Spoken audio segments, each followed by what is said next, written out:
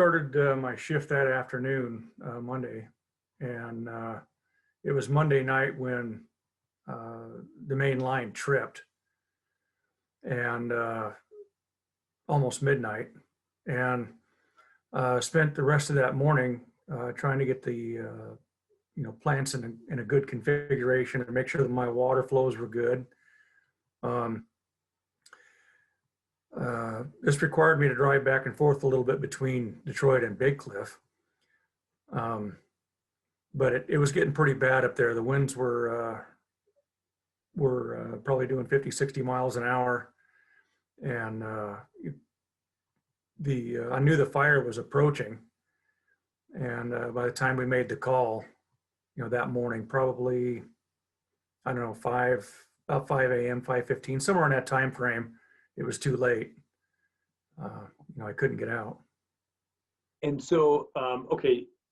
And for you, you've probably explained it a few times, so it's like step by step by step. But if we could sort of pause and sort of pull those pieces apart a little bit. When you showed up for work Monday afternoon, was the wind already starting to howl, and did you know there could be trouble? Yeah, we were aware of both the windstorm and the fires. And there had been some communication about it, but no one predicted that it was going to approach the highway that fast. We just didn't see it coming. We were trying to keep a watch on it, but it caught everybody off guard, is my understanding. Yeah. Well, and so you guys under those, go ahead. Well, I was going to say, you've had fires kind of up there before, probably, and so it's not a shock, but it's never acted like this, I'll bet. No, we have had fires up there before, and we're always on the watch to protect the equipment and the facilities and people. Those are always paramount in our minds. Is the principles of public and environmental safety are always the number one priorities, and so we kind of keep a watch on that stuff pretty close. And is the I know it didn't happen, it wasn't close, but is the biggest danger that you guys are out of the dam and something happens and the water just starts pouring out uncontrolled? Is that a possibility somehow? Boy, I don't know how it would happen. The equipment is pretty fail safe. Okay. In other words, we have to do something to make it move, if that makes sense. I was never really in any fear of that. The dam is a pretty secure system, if you want to call it that.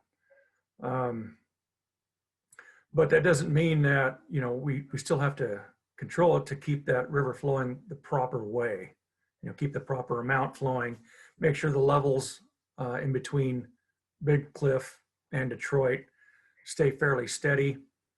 We don't want the water controls to get away from us. So we just keep an eye on that and make sure it's okay. Okay, so you're constantly balancing sort of and adjusting.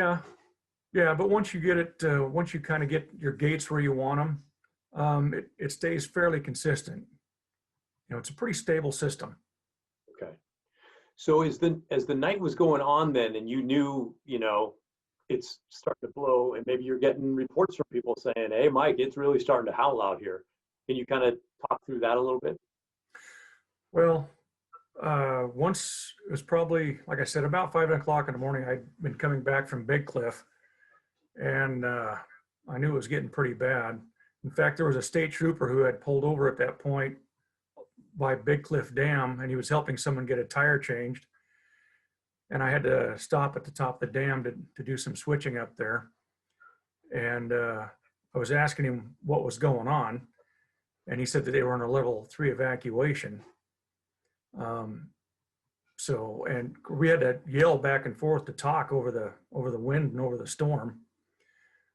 So when I got back to the dam, I had a discussion with the O&M chief, and I had called the 911 operator to ask her what the status was. And that is when we decided that, that's when I made the call to probably go ahead and set the dams in a safe state and, try and come down out of the mountains. And were you, So, and did you want to come down out of the mountains because you were afraid you'd be stuck there for a long time with trees over the road, or is there a danger of the fire getting to you at the dam? Well, to be honest with you, I didn't know. That was the game, was a lot of unknowns. And uh, I thought that it was safer for myself to not be at the dam, um, to not be in the fire itself. Uh, and I felt that the dam would be safe. Um, so I tried to go ahead and come down out of there. I didn't get very far. The fire had already crossed, had already come up to Big Cliff Dam and was across the road essentially.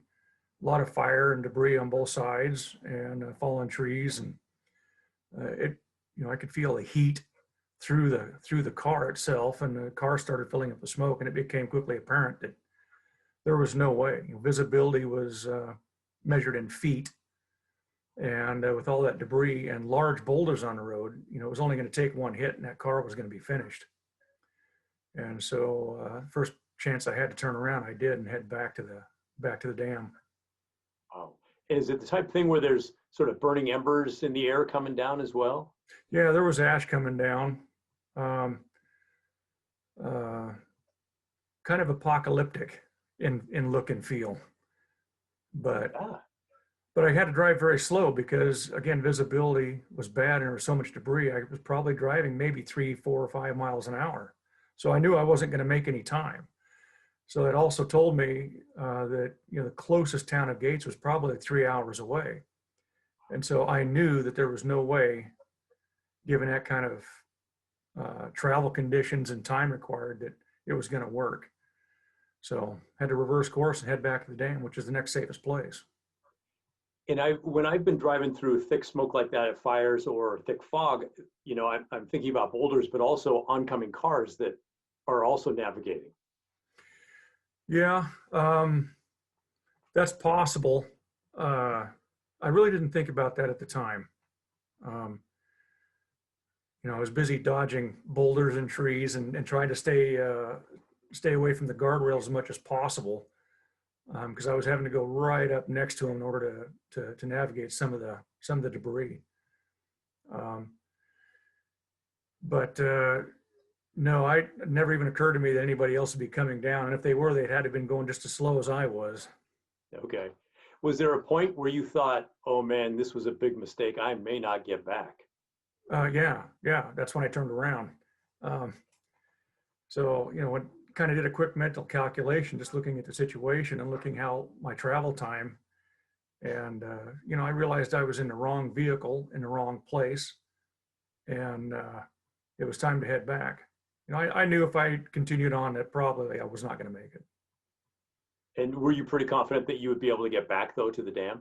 No, no, I wasn't at all. Um, in fact, I was running scenarios in my mind that if the car died, uh, I had a towel in the back seat. My backup plan, if that happened, was probably going to be to head straight to the reservoir and the river and get in that, because for a while, I was actually past the fire line. I was in it in a sense. And I knew that the only safe place would have been that river. At least that's what I thought I was thinking at the time. Yeah, no, that sounds like a good plan. And for those of us who don't know, can you say how far Big Cliff Dam is from the other dam? Oh, 5 to 7 miles as the crow as on a road, I think, Okay. by road. And do you remember how far away you were from the dam when you turned around to come back? I was at some point east of Big Cliff, but not very far. It felt like I had driven a ways, but in reality, when I was driving so slow, I probably didn't get too far past it. Yeah. I thought, after I got back to the dam and I thought about it, I realized I probably hadn't gotten very far at all. Do you remember how long it took to get back to the dam? I would guess 20 minutes probably, I think. That would be a guess. Time is a is a very different thing in those situations. It really is. Yeah, thinking that you might be overrun by flames has a way of focusing the brain and slowing things down, I think. It does. Um, so once you got back to the dam, then what was that like? Well, I knew that was kind of um, the last stand. I don't want to really use that word, but I knew that I wasn't going anywhere. And so that I needed to take even further preparations that I could to help further, perhaps make the dam even more safe. Uh, the Powerhouse had started filling up with smoke, and wanted to like secure, make sure everything was closed, although I'm pretty sure it was already, and secure even more ventilation if I could find it, to help prevent the exchange of air from the outside to the powerhouse. Um, and after that, it was just a day of brainstorming, trying to come up with as many ways to protect the dam and the equipment and myself as much as possible. And so while I would be doing things, I'd kind of reach pauses to where I'd start asking myself more questions. And then I would come up with some more things to do, and I would go do them. And are you, when you're in the powerhouse, is that like sort of a control center where you've got all the switches and dials and you can see what's going on? It is. The powerhouse is a separate building from the dam. And that is where we control, that's where the generators, the hydro generators are themselves. And that is where the control and communications are at. So if we're going east, if I'm going to Central Oregon or whatever, it's off to the far right? That is correct. You would peel off to the right. So that's why we never see it, because most of the time we see the dam and then we're off to whatever's next. That's correct. In fact, once you get to Detroit Dam, up near the top of the dam, you're past the exit to get to the powerhouse. You're past the the powerhouse itself. It's way down at the bottom of the dam. Gotcha. And do And you, in fact, that was kind of a concern for me, because one of the things I did was open up the security gates in case there was other refugees out there, and for firefighters or other people who were stuck in a similar situation, that they could come to the dam if they needed to for safety. I also unlocked the penthouse door. It's a visitor center up on top, so someone could get into the top for safety if they needed it. I left some supplies up there too, but nobody needed it, thank goodness. yeah, but that was thoughtful. I don't know how many people would have thought of that. Well, like I said earlier, it was a process of trying to run through every scenario that I could in my mind, and I would come up with an idea and then go do it, and then come back and run things through again. And so, and then just building materials, is the powerhouse, like in the visitor center, are those all cement, and you were pretty confident they were not going to burn? Yeah, the visitor center up on top is cement and glass, and it's in the center of the dam, which is pretty wide, and away from any fire or anything like that. Powerhouse is a brick building, but one of the concerns I had was the fire or smoke getting in through the ventilation system, or something perhaps falling on the roof and then a fire getting in that way. I don't know what the odds of that were, and up to that point, I had never really looked at that contingency, but the bottom line was I didn't know. And so I had to assume that that was a threat and make preparations for that. Can you sort of describe what it was like as you watched the fire come at you and go by? Well, I saw the fire coming in the security cameras, and in my mind it was, well, it's game time. To be honest with you, it looked big and scary in the cameras, and so I thought the safest place for me would be in the dam itself, and so I had pre-staged some supplies in the dam, but at that point I hadn't moved everything over there. And so once I saw that coming, at that instant in time, I did have communications with some of the other operators, and we had a discussion about what the best condition of the dam should be put in. And I went ahead and did that. And by the time I got done with those preparations, at that point, I think all the communications were gone. I had no communications whatsoever. And so then I just continued moving survival supplies, um, anything I could think of that I might need over into the dam itself. Okay, and Food, water, breathing apparatus, clothes, anything I could think of. okay, and again, from the powerhouse to the dam, did you say that's a couple of miles or a few miles or? From the dam to the powerhouse, it's only probably 100 or 50 yards, maybe. Okay, all right, thank you. I am all twisted around. So were you just doing that on foot? You're running back and forth? That's correct. Okay. Yeah, I was carrying everything by hand. So it sounds like you were stocking up to be there for a while. Yeah, again, it's all the unknown factors, and my plan was to do as much as I can to eliminate as many unknowns as possible and make as many contingencies as possible. And I knew full well that sometimes that's just not enough, and that's just the way it is sometimes in life. But um, I had to do everything I could to make everything as good as possible. And you know, um, and then after that, it's just things are what they are. Just got to ride out the storm. That's correct. Just ride out the storm. And I knew I was reasonably safe in the dam. I mean, the dam wasn't going to burn. There was just no way that was going to happen.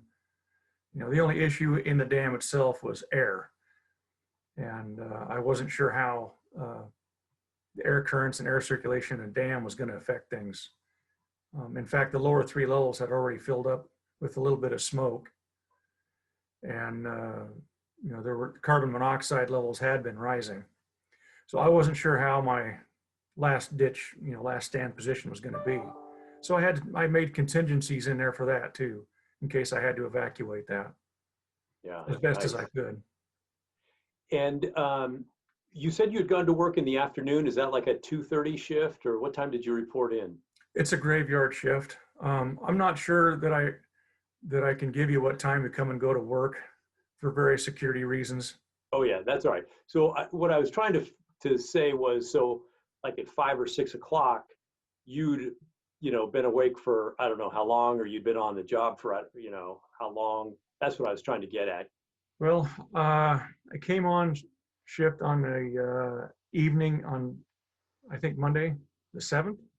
Yeah, I think was, yeah, that was evening on the Monday. 7th. And so by the time the fire had gotten there, I'd been there well over 24 hours, probably pushing 30 at that point. Wow, that's impressive that you were still making good decisions and still going. Well, one of the things that I didn't want to go to sleep, and it wasn't for fear of dying so much as I didn't want to put fate in the driver's seat. So I didn't want to go to sleep. And get caught off guard, get caught by surprise. So there was a couple things in there. One, there for a short while, I had communications back at the emergency response center. And so they were kind of, in a way, kind of standing watch for me while I tried to catch some sleep. But I didn't. The thing that I did was I would set my clock for a 15-minute alarm, and I would kind of zone out for a little bit. And then in 15 minutes, it would go off, and I would, kind of come back and check everything over to make sure everything's okay. So I did get some rest. I didn't get sleep, but I got some rest, if that makes sense. And then, so that's kind of how I survived, until the morning of the 9th. I got about an hour that morning. Wow. inside the dam. Once I realized I had gotten everything done that I could get done, and I could not think of anything else, um, then I laid down and peaceably got some rest. And were you the only one at the dam? I was. I was. Yeah, okay. And Thank there goodness, was, because I wouldn't want anybody else to have been up there. yeah. There have been a couple of stretches where I've been awake that long, you know, and I've done goofy things like pounding coffee or jumping jacks to stay awake. Did you go for any of that kind of stuff? No, just tried to stay hydrated. Um, like I said, my game plan was just to keep asking what ifs. And then when I came up with some solutions, I would go do it. That's really kind of all I did. Sounds like a great plan. And there was a point where you moved a bunch of trucks.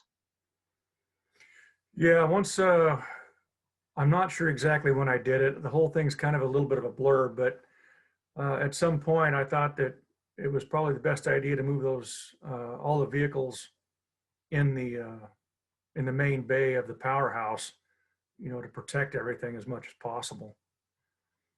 Again, it was one of those thought processes of what ifs, and that was one of the things that popped in my head. Yeah. Okay. And then what about as the fire came toward the dam and then just kind of went on by? Can you describe what that was like? I really can't. I was in a dam at the time. I didn't really see too much of it, to be honest with you. I can tell you is in the morning I got up and poked my head out the dam door, and I didn't see any signs of fire. So I went ahead on into the back into the powerhouse and the control room, and I didn't see any large flames on the security monitors. And then I radioed down to lookout point, and they responded, and I was pretty happy. Pretty happy.